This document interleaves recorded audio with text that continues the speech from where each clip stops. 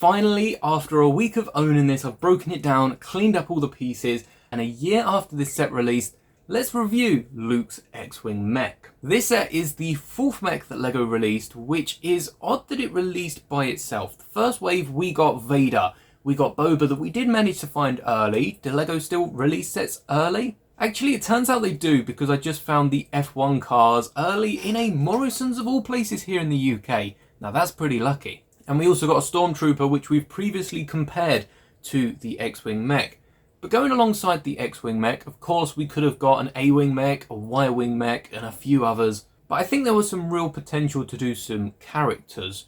Of course, the obvious one that jumps out is Kenobi, going head-to-head with Darth Vader. And I'm not sure exactly what that would look like in a mech. But we could have also got some characters like Lando that don't have a lot of minifigures and aren't featured in a lot of sets, and are still very, very popular characters. Maybe even because they just don't have a ton of minifigures. So alongside Luke, I would have loved to have seen perhaps a Rebel Trooper. The official Rebel Friend minifigure could have been put out. I have a handful of them behind me using that 9num torso.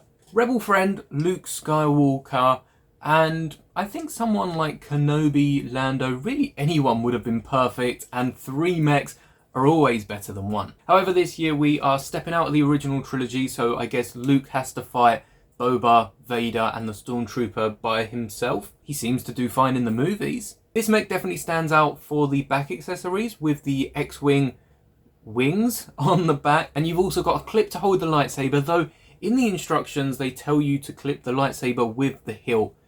Don't do this. Instead, clip the hilt on Luke's belt like the minifigure has in the Skywalker saga, and like you see Luke running around with throughout the movies. And then you can place the blade on the back, which doesn't look like a lightsaber, it just looks like the odd translucent blue element. Maybe it's a glass pole that they used whilst filming in the original trilogy. But from the front you can see the hilt and the pistol at Luke's hips, which, as you can't clip them to the minifigure yet, does make this mech look a little cooler. The attention to detail on this mech, it's so simple, but it's also so effective, having the little 1x2 dark red slope with 5 stripes going across. We need this in a flat element, or at least for the designers to work this into an X-Wing wing somehow. This is the perfect red 5 logo on Luke's thighs here, and a lot of other grille plates and small 1x1 round tiles just to add the slight bits of colour of dark red and that really bright yellow that we see on not just Luke's X-Wing, but everyone's X-Wing as well. You swap this out from red 5 to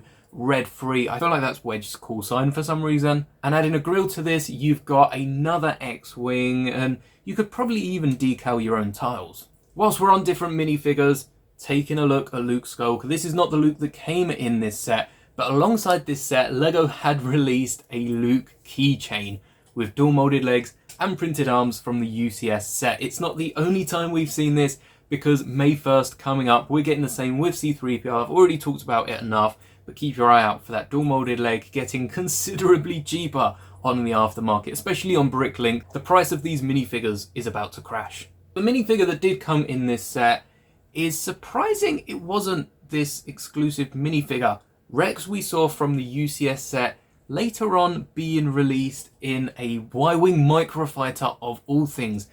Rex didn't even get a mech. Maybe Rex could have been perfect to come out in a mech. Same with Plo Koon later this year. So why we didn't see this Luke in this X-Wing mech, and why we haven't seen this Luke since, well, I'm not sure we've seen a Luke X-Wing set since, but I would be surprised if LEGO didn't use this minifigure going forward, considering they've brought out a keychain, and like I said, we see it for some other minifigures. Jabba's sail barge gets away because LEGO have been working on trying to get Jabba out in a set for so long. C-3PO was one of the first minifigures confirmed, and no doubt they just forgot to update the fig. But I can see LEGO giving this quality of minifigures in basically every single set going forward, and hopefully this applies to a few more minifigures, like getting back printing on some of the other droids, because R2-D2 in that UCS X-Wing is another minifigure we're seeing in basically every single set. Upgrading Luke is going to be very, very easy. If you do want to pick up that keychain, which is still available, limited to 5 per order, though if you're in store, I'm pretty sure you can just walk out the door, come back in, and order another 5. The accessories for this mech are a lightsaber, which does have the same problems as the old lightsaber elements, where you've got a ton of bubbles in compared to the new frosted one. So I don't know what LEGO are doing with these frosted lightsaber blades. Maybe they could have done the same for this mech here, but we also get Luke's blaster, which does go hand in hand with the minifigure having both a lightsaber and a pistol. Not very often we see this, but for Luke, especially wielding both in the LEGO games, does make sense for this character. Even though I didn't pick this up when it released, I think if you can get your hands on it I got this for 2/3 off because it didn't come with the minifigure, which I already owned from a ton of sets. I'm starting to see a tradition here with Luke. But if you can pick up the set for really 1/3 off, I think it's definitely worth it. If this is part of some 2 for $20, you might even want to pick up 2 because of some of the rare elements involved. But whilst we're on Luke Skywalker, behind me I have the Dark Falcon. And something I pride myself in when it comes to my LEGO Star Wars collection is owning every single costume of Luke besides the one in Rebuild the Galaxy. So towards the end of May we will go live building it, but we're going to be building a load more sets before that, like the Arc 170 just below it this Saturday. And I'd love to revisit this mech, turning it into an Arc 170 mech, because the Technic piece used on the back is the piece used for some of the city space robots as well, and using the ball joints in the wings, you can attach any wide wings to this, perhaps even get some U-wings onto there. And by switching up the colours, it's one of the easiest modifications you can make to this set. So if you do end up picking more than one of these, for the pilot, for the lightsaber, for any of the elements you want from this set, I would love to see you mock this out for other ships. And if you do want to see that, drop a like on this video. Do I recommend this set? Now, having picked it up, I have to say I do recommend it if you can get it on that sale, because I still think retail price is a little steep for the size of the model. Though, that being said, the back is a little bigger than the previous mechs. That has been all for today's review. Until next time, may the bricks be with you always.